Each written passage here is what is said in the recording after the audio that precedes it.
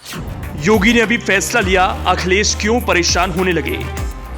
योगी अगर ये फैसला ले लेते हैं तो मायावती के लिए झटके जैसा होगा, लेकिन अखिलेश हैरान परेशान क्यों हैं। श्री राम और दुर्गा भक्तों के बाद अब एक और फैसला जल्द योगी सरकार लेकर आने वाली है। सपा ने फैसला आने से पहले खोट निकालना शुरू किया। अभी कल की ही बात है, सीएम योगी ने श्री राम के भक्त और मां दुर्गा के भक्तों के लिए ऐलान किया। भजन कीर्तन और शक्ति पाठ के लिए 1-1 लाख रुपए देने का ऐलान किया। प्रशासन को ठीक से इसे लागू करने का ऐलान किया और आज का दिन आया तो कई नई सुगबुगाहट तेज हो गई।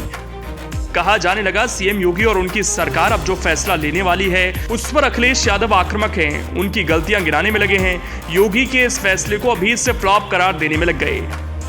हालांकि अभी ये फैसला लिया नहीं गया है। हालांकि ये फैसला अगर लागू होता है तो इसका इफेक्ट मायावती की राजनीति पर पड़ेगा, लेकिन अखिलेश नाराज हो गए। ये फैसला बीएसपी प्रमुख मायावती के लिए झटके जैसा है, लेकिन झटका सपा को पहले ही लग गया। तभी योगी के इस फैसले की जैसे ही सुगबुगाहट तेज हुई, सपा ने इसके खिलाफ आवाज उठाने में देर नहीं लगाई, सबसे पहले प्रतिक्रिया दे दी। दरअसल अखिलेश की नजर भी इस वक्त मायावती के बेस वोटर्स दलित समुदाय पर है। अखिलेश पूरी तरह कोशिश कर रहे हैं यूपी में दलितों का वोट उनकी पार्टी सपा के खाते में आए। इसके लिए वो मायावती पर आक्रामक हैं, सीएम योगी पर आक्रामक हैं, उन पर एक के बाद एक आरोप लगा रहे हैं। लेकिन इन सब के बीच अगर योगी सरकार ये फैसला धरातल पर उतार देती है तो मायावती और अखिलेश क्यों मान रहे हैं, ये उनकी राजनीति के लिए झटके जैसा है। बस 2 मिनट में सीएम योगी के इस धाकड़ दांव को समझ जाएंगे। दरअसल योगी सरकार यूपी में नई टाउनशिप नीति को लेकर आ रही है। इसमें अब छोटी जमीनों पर भी कॉलोनियां बसाई जा सकेंगी। 2 लाख से कम आबादी वाले शहरों में कम से कम 12.5 एकड़ और बड़े शहरों में 25 एकड़ में नई कॉलोनी बन सकेंगी। अब इसमें एक और फैसला शामिल होने की सुगबुगाहट हो रही है। कहा जा रहा है दलितों और अनुसूचित जनजाति की जमीन खरीदने के लिए डीएम की अनुमति की जरूरत नहीं रहेगी। साफ है SC/ST समुदाय के लोगों को प्रशासनिक झंझटों से निजात मिलेगी।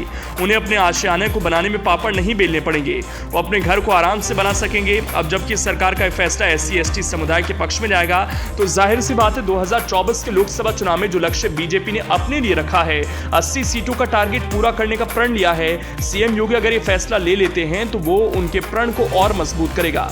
अगर दलितों और अनुसूचित जनजाति की जमीन लेने के लिए डीएम की अनुमति नहीं लेने संबंधित प्रस्ताव पास हो जाता है तो ये बड़ी बात होगी। हालांकि अभी तक कुछ स्पष्ट नहीं है, पर समाजवादी पार्टी ने योगी सरकार पर तंज कस दिया है।